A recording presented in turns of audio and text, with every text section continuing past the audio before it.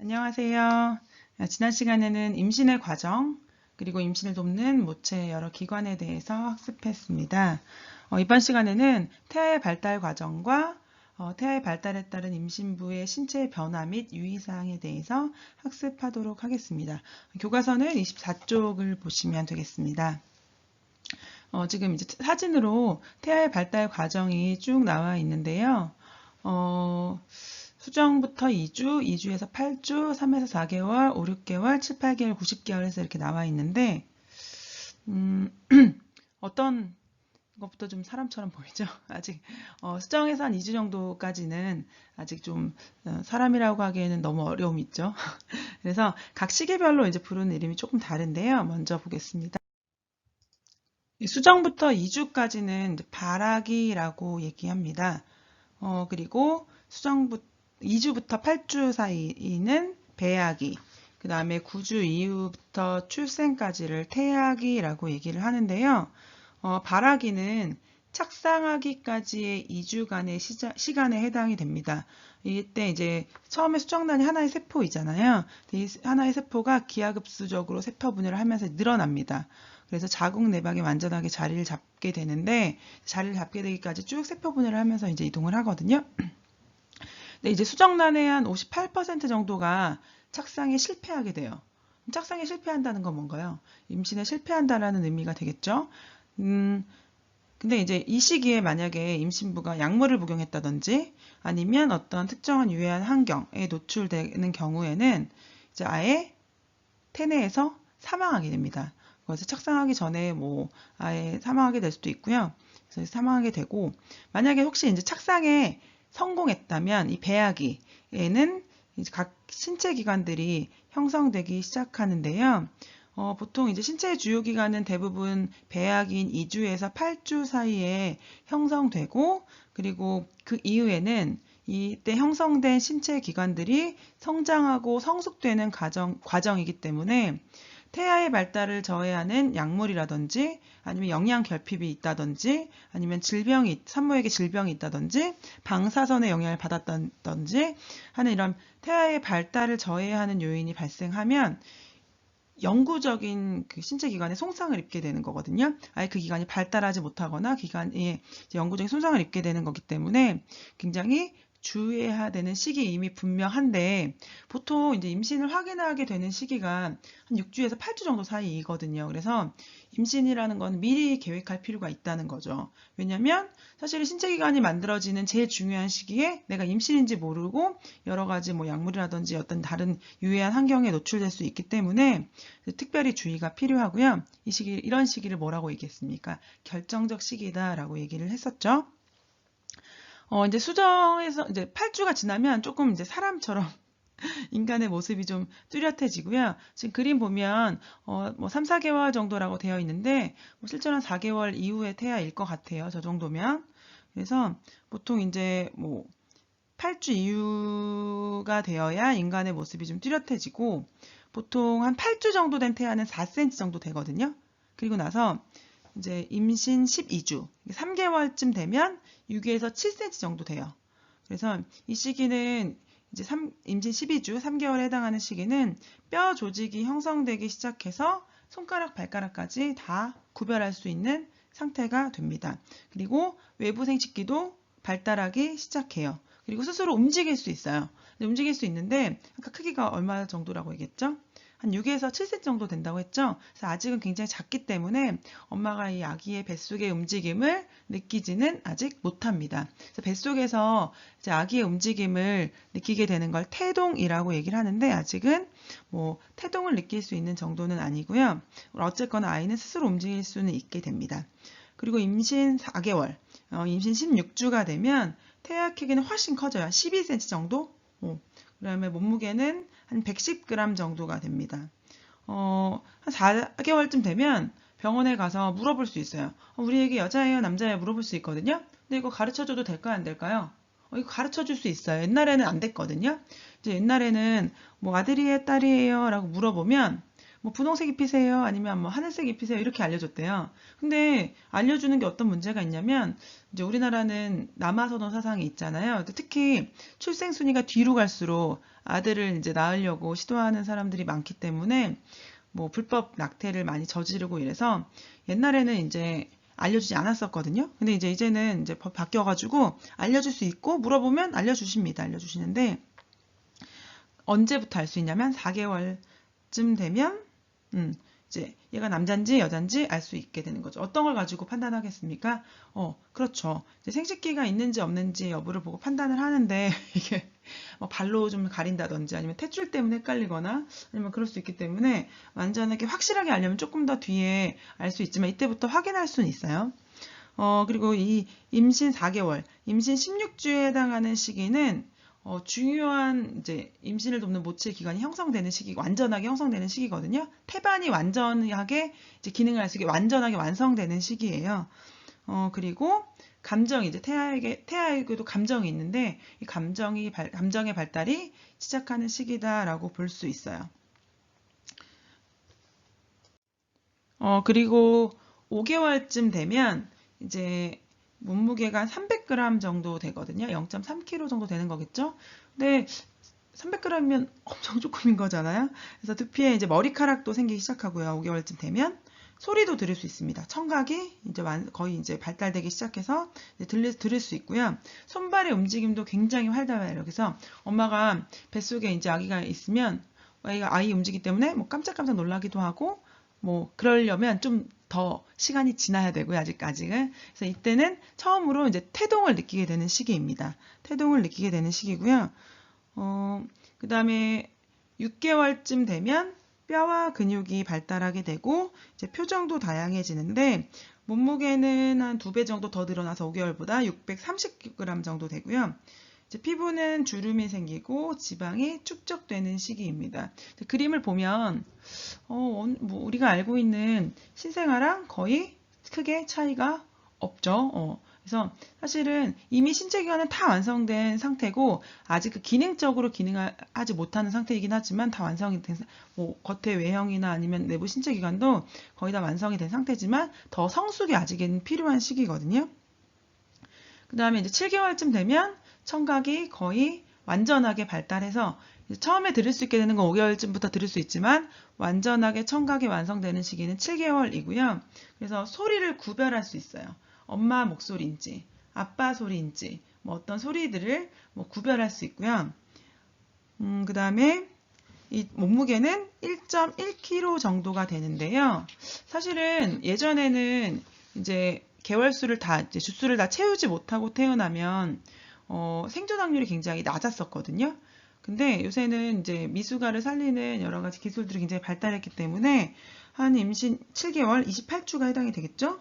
그쯤 되면 사실 어떤 아이가 이 시기에 해당하는 충분한 성숙이 이루어진 상태이라면 한 90% 이상 생존할 수 있어요. 그래서 1.1kg면 얼마나 작은 거냐면 여러분들 보통 몇 킬로로 태어났죠? 3kg에서 4kg 정도 사이로 태어났을 텐데 그래서 굉장히 작은 거거든요. 그렇지만 그 안에 여러 가지 신체 기관들이 이미 다 있어요. 근데 특히 이제 폐의 경우에는 가장 늦게 성숙되는 기관이기 때문에 자발적인 호흡이 쉽지 않아서 이제 인공호흡기나 아니면 이제 이런 것들이 필요하긴 하지만 7개월 이후부터는 의료적으로 한 90% 이상 살릴 수 있는 먼저 태어나더라도 살릴 수 있는 시기가 되고요. 그 다음에 임신 8개월, 32주에 해당이 되는 시기겠죠. 이때는 몸무게는 좀 더 늘어나서 1.8kg 정도가 됩니다. 피부는 이제 신생아는 원래 쭈글쭈글 하거든요. 그래서 여전히 주름져 있는 상태고, 그 다음에 뭐 예정일보다 한 8주 정도 만약에 이때 태어난다면 8주 빨리 태어나는 거거든요. 근데 특별히 문제가 없으면 거의 다 생존할 수 있습니다. 그리고 골격이 거의 완성됐고 엄마의 목소리에 따라서 반응할 수 있는 이런 시기가 되죠. 그 다음 9개월, 36주가 되면 몸무게는 3.2kg 정도가 돼요. 그렇죠? 이제 거의 다 컸죠. 그 다음에 피하 지방의 축적으로 피부의 주름이 거의 사라지고 몸이 좀 둥글둥글해지고 신체의 각 기관이 거의 완성됐고 시신경도 발달하게 됩니다. 왜 미숙아들 보면 눈 같은 데를 좀 가려놨거든요. 왜 그러냐면 시신경이나 그 다음에 아까 말했던 폐의 경우에는 성숙이 가장 늦게 일어나는 기관이기 때문에 그래서 눈이 부시니까 이게 해놓는데 뭐 어쨌거나 해서 시신경은 이때 완전하게 완성되게 되고요. 그 다음에 조금 더 지나서 임신 40주, 10개월이 되면 몸무게는 3.4kg 정도가 되고 태아 성장이 완료되고 그 다음에 이제 나갈 준비를 하는 거죠. 어디로 나오나요? 엄마의 자궁의 입구인 질을 통해서 나오게 되기 때문에 이제 머리가 아래쪽을 향하게 되는 거죠. 그리고 병에 대한 면역력도 완전하게 갖추게 됩니다. 이제 엄마도 이제 출산할 준비를 뭐 여러 가지 신체적인 준비를 하게 되지만 태아의 경우에도 이제 엄마의 몸 밖으로 나갈 준비를 하게 되는 거죠. 여기서 얘기하는 임시 40주라는 거는 뭐겠습니까? 처음 마지막 월경을 시작한 날로부터 이제 40주가 해당이 되는 거겠죠. 자, 그러면 이렇게 태아의 발달에 따른 모체의 변화들은 이제 임신부의 변화들은 어떤 변화들이 생기는지 같이 한번 확인해 보겠습니다. 지금 태아의 발달 주수에 맞추어서 결수에 맞추어서 쭉 나와 있는데요. 처음에 수정되고 2주까지는 알 수 있을까요? 알 수가 없죠. 그걸 느끼는 여성은 아무도 없습니다. 아무도 없고요. 당연히 별다른 임신 징후가 없죠. 왜? 착상도 아직 안 됐고 단순하게 수정돼서 이제 착상하기까지 시기가 이 시기 발하기라고 얘기했었잖아요. 그래서 사실은 임신을 계획했다면 자신의 여러 가지 생리적 변화에 관심을 갖고 좀 살펴볼 필요는 있겠죠. 왜냐하면 수정되고 2주 정도 시간이면 이제 다음 월경 시작 예정일에 해당되는 거거든요. 근데 그러다 이제 그때는 잘 모르다가 월경 시작 예정일이 되었는데 월경을 하지 않을 수 있어요. 그러니까 임신을 계획했거나 아니면 임신을 계획하지 않더라도 임신할 만한 상황이 생겼으니까 월경을 하지 않았다. 이러면 임신을 의심해 볼 수 있는 거죠. 그래서 여성의 몸에서 이제 여성의 몸에서 임신인지 임신인 것을 확인할 수 있는 가장 먼저 확인할 수 있는 신체적 징후가 월경이 멈추는 것이라고 얘기했었잖아요. 그래서 월경이 멈추고 뭐 이러면 내 임신을 할 만한 상황이면 임신했는지 확인해 봐야겠다라고 생각을 하고 이제 임시 테스트기를 해보면 확인할 수 있죠. 이제 임시 테스트기의 원리는 뭐였죠? 그렇죠.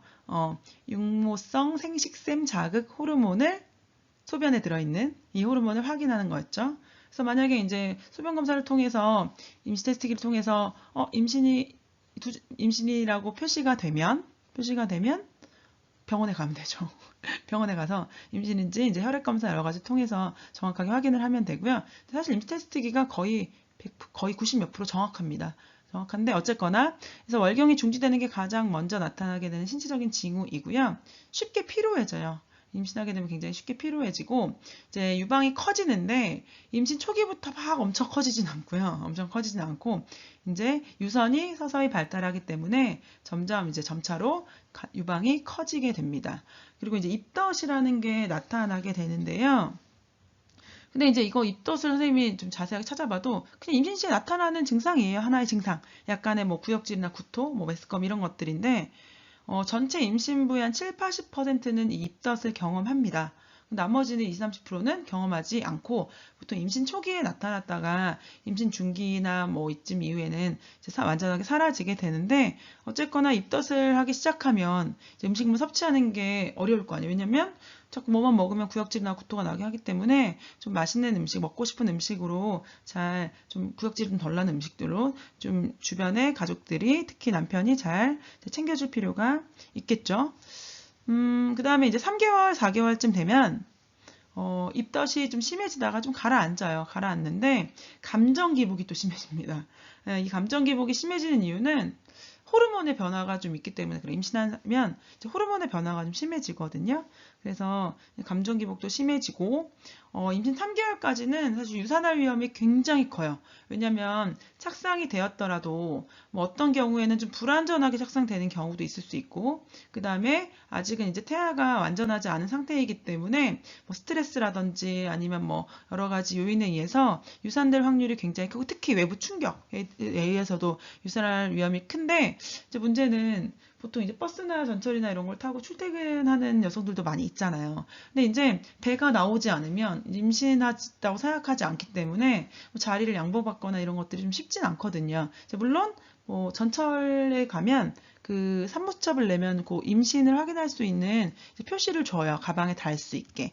그래서 사실은 오히려 배가 엄청 많이 나와서 좀 뭐 7, 8개월쯤 된 산모보다는 이렇게 임신 초중기에 임신 초기에 산모들이 훨씬 더 유산할 확률이 크거든요. 그래서 뭐 그런 표시나 이런 것들이 보이면 뭐 자리도 여러분들이 양보해주고 이러면 좋겠죠. 자, 그다음에 이제 5개월, 6개월쯤 되면 이제 태동을 느끼기 시작합니다. 태동이라는 건 뱃속에서 이제 아기가 움직이는 거잖아요. 점점 커지면 움직임이 더 잘 느껴질 거고, 처음에는 약간 뭐 친구의 말에 따르면 약간 배에서 왜 여러분들 배고플 때 꼬르륵 거리잖아요. 그 처음에 태동은 그 정도 느낌이래요. 그 배에서 꼬르륵 느껴서 약간 아주 가볍게 느껴지는 느낌인데, 보통 이제 출산 예정일을 이제 뒤쪽에 계산하는 거 배울 텐데, 만약에 마지막 월경 시저기를 잘 모를 수도 있어요. 어떤 여성들은 그걸 가지고 보통 출산 예정일을 이제 계산을 하는데, 처음 태동을 느끼기 시작한 날로부터 20주 후가 출산 예정일, 뭐 이렇게 계산하기도 하거든요. 왜냐하면 보통 처음 태동이 느껴지는 시기가 20주 전후에서이기 때문에 그렇게 출산 예정일을 계산을 하기도 해요. 사실은 4개월 때까지는 많이 배가 표가 안 납니다. 만약에 임신한 4개월쯤 됐는데 배가 표가 많이 난다. 그럼 그냥 배 나온 거일 수 있어요. 배 나온 거일 수 있고, 사실은 이제 한 5개월쯤 접어들여야 배가 이제 좀 불러오기 시작을 하는데, 선생님이 그 책을 하나 사놓은 게 있거든요. 이제 임신하면 배가 얼마큼 나오는지, 유산은 어떻게 발달하는지, 뭐 책을 구입해 놓은 게 있는데, 그거는 오프라인 수업하면서 같이 한번 그때 볼게요. 그리고 배가 이제 불러오기 시작하고, 임신성 당뇨에 주의해야 되는 시기예요, 이 시기는. 임신성 당뇨는 뭐냐면, 당뇨병은 뭔지 아죠? 뭘 제대로 조절하지 못하는 걸까요? 우리 몸에서 혈당을 제대로 조절하지 못하면 이제 당뇨병이다라고 얘기를 하는데, 혈당을 조절하는 호르몬은 인슐린이죠. 인슐린. 자, 그래서 근데 임신했을 때는 당뇨병에 걸리기 쉬워요. 이유는 뭐냐면 태아 쪽에서 분비되는 호르몬에 의해서 혈당을 낮추는 인슐린의 기능이 떨어질 수 있어요. 그래서 세포가 포도당을 효과적으로 연소하지 못하는 상황이 생길 수 있죠. 근데 만약에 이제 정상인 임신부라면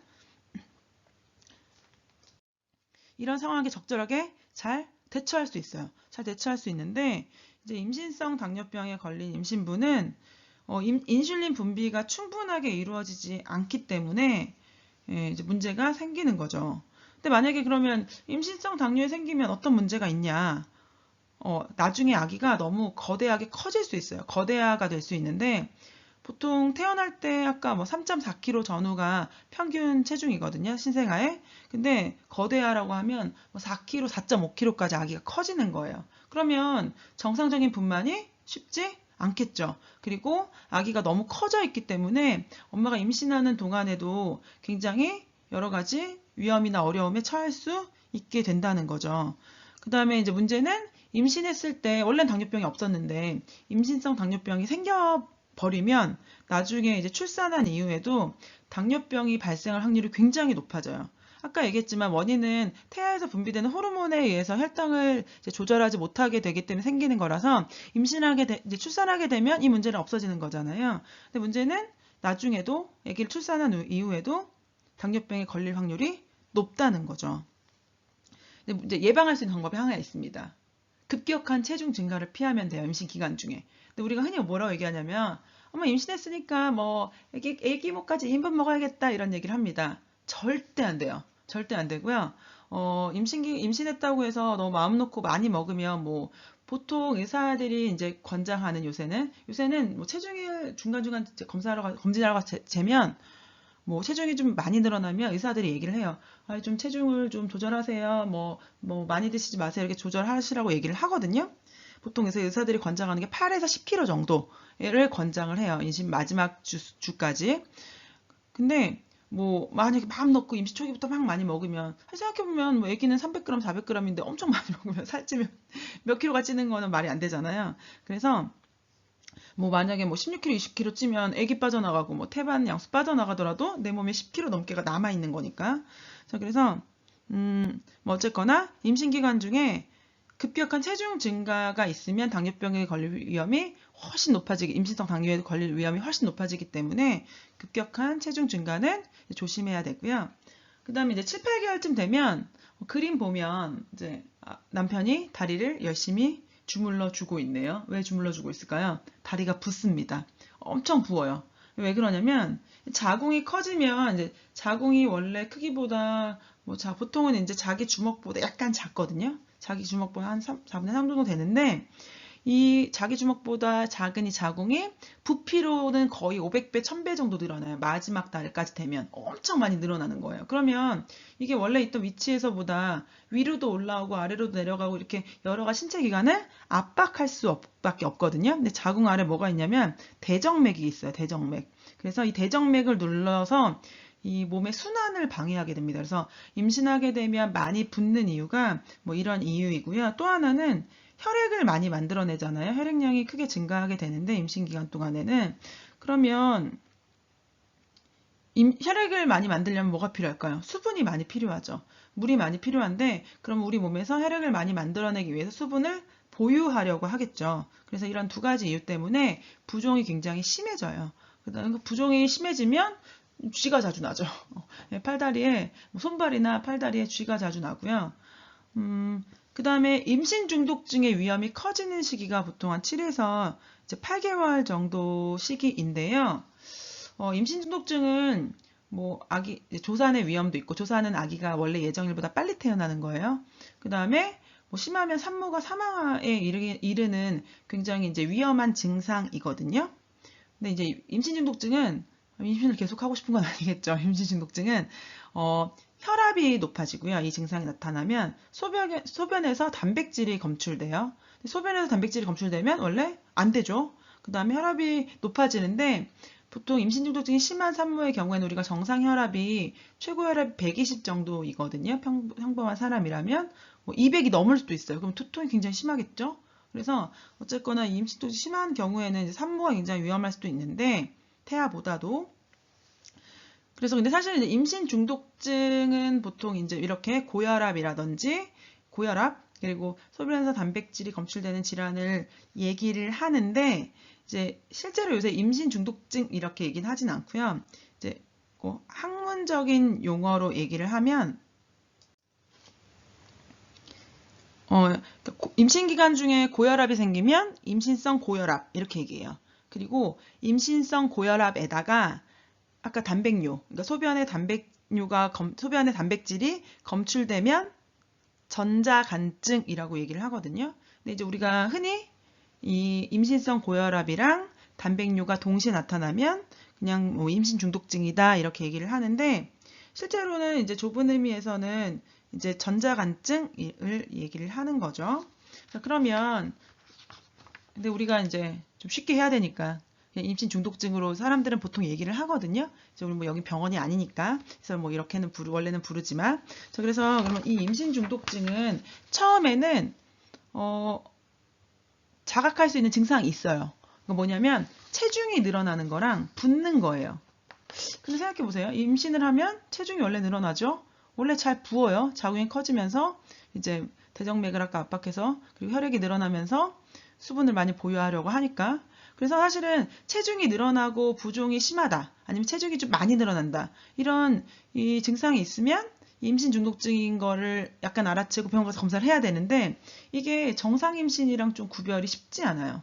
그래서 좀 어느 정도 좀 진행된 다음에 보통 이제 알게 되는 경우들이 많은데 좀 증상이 심해지면 아까 혈압이 높아진다고 해서 두통이 굉장히 심해요. 그리고 두통과 함께 눈에 시력장애가 생길 수도 있고 우측의 상복부에 통증이 또 있을 수 있대요. 그래서 이 임신 중독증의 경우에는 이제 임신 초기에 정기 검진을 보통 한 달에 한 번씩 가는데 그걸 통해서 혈압이랑 그 다음에 소변 검사 통해서 단백뇨가 있는지 이런 것들을 중간중간에 병원에 체크를 해줍니다. 체크를 해주기 때문에 이런 것들을 체크해서 이제 미리 확인해야 되는 거죠. 왜냐면 이 임신 중독증이 심하면 태아가 빨리 태어나는 건 사실은 7개월 이후에 태어나면 살릴 수 있는 확률이 90% 넘으니까 요새는 이제 한두 달 정도 먼저 태어나는 것은 태아에게 이제 아기에게 신생아에게 적절한 케어를 해주면 되는데 문제는 일찍 태어나지는 것만이 아니라 태아가 제대로 성장하지 못할 수도 있고, 그 다음에 뭐 심하면 태아가 뱃속에서 사망하는 경우들도 생기거든요. 그 다음에 문제는 이게 산모한테도 영향을 미쳐요. 그래서 이제 산모에게도 뭐 신장 기능에 장애가 생긴다든지, 아니면 뭐 만성 고혈압으로 이어진다든지, 뭐 이런 합병증을 유발할 수도 있고, 심하면 산모가 사망할 수도 있기 때문에 굉장히 미리 진단해서 이제 적절한 처치나 이런 것들을 받는 것이, 굉장히 관리를 받는 것이 중요합니다. 근데 이제 원인은 뭐냐면, 이것도 이제 임신이 원인이에요. 임신하지 않았으면 이 병에 안 걸렸을 거예요. 이 증상이 나타나지 않았을 거예요. 그래서 임신 초기 태반 형성 과정에서 이 태반에서의 혈류 공급에 문제가 생겨서 발생하는 거거든요.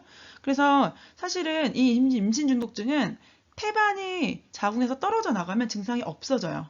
왜냐면 태반에서 혈류 공급에 태반에서 혈류 공급에 문제가 생겨서 생기는 증상이기 때문에. 근데 예를 들면 이제 뭐 누구라도 임신했는데 아기가 빨리 태어나는 것보다는 엄마 뱃속에서 잘 자라서 조금 더 최대한 하루 이틀 일주일이라도 있는 게 훨씬 더 아기한테는 좋거든요. 태아한테는 좋기 때문에. 그래서 이게 증상이 막 심해져도 이렇게 좀 참고 최대한 이렇게 임신 이제 기간을 좀 늘리려고 산모들이 노력을 하거든요. 쌤 친구도 임신 중독증이 이제 심했는데 뭐 혈압이 200, 240까지 막 이렇게 가고 막 이랬대요. 근데 그래도 병원에 입원하면서 최대한 이제 관리를 받으면서 임신 기간을 최대한 늘린 거죠. 그게 최대한 늘렸지만 아기가 8주 정도 먼저 태어났거든요. 근데 지금은 건강하게 잘 자라긴 하는데, 그래서 이게 이 산모도 위험하고 태아에게도 여러 가지 이제 문제가 생길 수 있는 증상이기 때문에 이제 미리 확인하고 증상이 이제 잘 병원에 적절한 처치를 받아야 될 것 같고요. 이게 엄마가 노력한다고 안 생기거나 이런 건 아니니까요. 원래 이제 태반 자체의 문제가, 이제 태반의 혈류 공급의 문제가 애초에 있는 것 때문에 생기는 거기 때문에. 그 다음에 이제 9개월에서 10개월쯤 되면 곧 아기가 태어나요. 근데 이제 태어나는데 자궁이 엄청 커졌겠죠. 양이 늘어났을 거고, 태반도 그다음에 아기 태아도 이제 많이 커져 있으니까요. 그래서 이게 자궁이 위로까지 많이 올라와요. 그래서 가슴 쪽에까지 좀 압박감이 좀 느껴지고 좀 숨이 답답할 수도 있겠죠. 그다음에 자궁 옆에 방광이 있어요. 그래서 방광을 좀 압박합니다. 그래서 자주 소변을 좀 이제 보게 되고, 그다음에 이제 곧 분만이 임박하게 되면 아기가 엄마의 이제 자궁의 아래쪽, 지뢰 입구에 가깝게 좀 내려가죠. 분만이 아주 임박하게 되면. 그 다음에 이제 가진통이라고 해서 보통 이제 진통이 규칙적으로 일어나거든요. 근데 이제 그렇기 전에, 가짜 진통이란 뜻이에요. 본격적인 진통이 아니라는 거죠. 근데 그래서, 아주 불규칙적으로, 배가 좀 아픈 것 같았는데, 이제 출산이 임박한 건가? 라는 이 정도? 그 다음에 또 아픈가? 괜찮은 건가? 이렇게 아직은 규칙적이지 않고 아주 간헐적으로 이제 진통이 느껴지는 걸 가진통이라고 얘기하고, 배가 좀 뭉치게 되는 걸 느끼게 된대요. 그래서 이제 이러다가 양막이 찢어지고 양수가 흘러나오고 그 다음에 진통이 규칙적으로 시작되면 이제 본격적인 분만이 시작되게 되는 거죠. 그러면 여기까지 오늘은 할까요? 그래서 태아의 발달 과정이랑 임신부의 신체 변화 및 유의사항에 대해서 오늘은 학습을 했고요. 얘기를 하다 보니까 또 엄청 길어져서 30분이 다 되어 가네요. 이제 오늘이 12차 시 수업이었고요.